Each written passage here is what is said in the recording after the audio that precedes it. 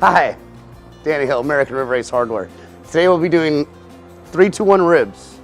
Simple to do recipe, and they turn out great every time. We got some going on the Kamado Joe right here. We're on step 2 right now. I'll explain shortly, because it is a long process. But last night, took the membrane off all the rib racks and I applied a dry rub to them.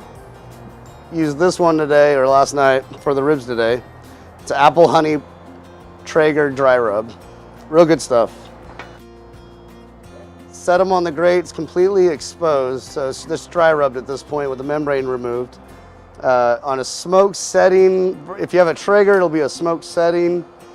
If you are cooking on anything else, you want your temperature to be preferably around 200 degrees. A lot of the ceramic grills, the lowest temperature you can maintain is around 225, so we'll stick with that. On this Timberline model, I do 190 degrees and I apply the super smoke setting while I'm doing the 3-hour smoke. The Pro model Traegers, by all means, you do use the dial, the smoke setting, and done it 100 times and it turns out great every time. At 12 o'clock, 3 hours later, we wrapped them up with using an apricot barbecue sauce, Traeger's apricot barbecue sauce. Highly, highly recommend it. And so will many other people. A lot of good customer review. And that 2 hours, you'll want to change it now. All the recipes pretty much will show 225 for the 2 hours. I personally like 250 degrees, and then 275 will make it a lot more tender and almost where it's falling off almost guaranteed to come off the bone whether you want it to or not. So that 2-hour setting is perfect for doing rib meat sandwiches where you just put the meat side down and you can just flick the bones out of the rib and cut it right where the cavity is, where the bone was, and put it right in a little hoggy roll. And a little barbecue sauce on top, and it'll be the best rib meat sandwich you've ever had. At that point, you'll carefully unfold the tin foil to remove the rack of ribs from the foil, and it will be very hot steam coming out, so be very careful.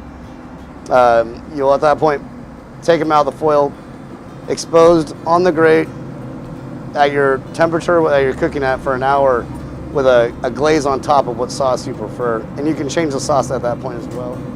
So when you're applying the last glaze over the meat, when you're doing the last 1 hour of the 3-2-1, you're on the 1 hour part, you're exposed on the grate, you gotta put your other sauce on it.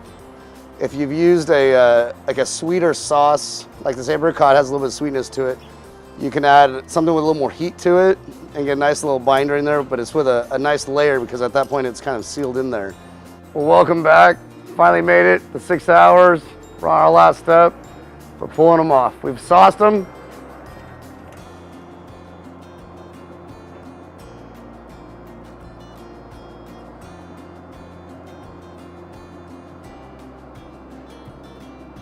Those are ready to eat.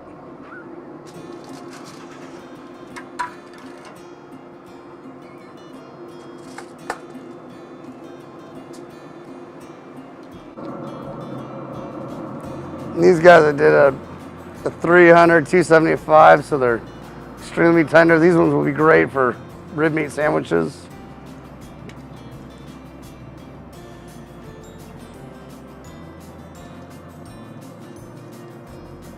And that concludes the 6-hour rib cook.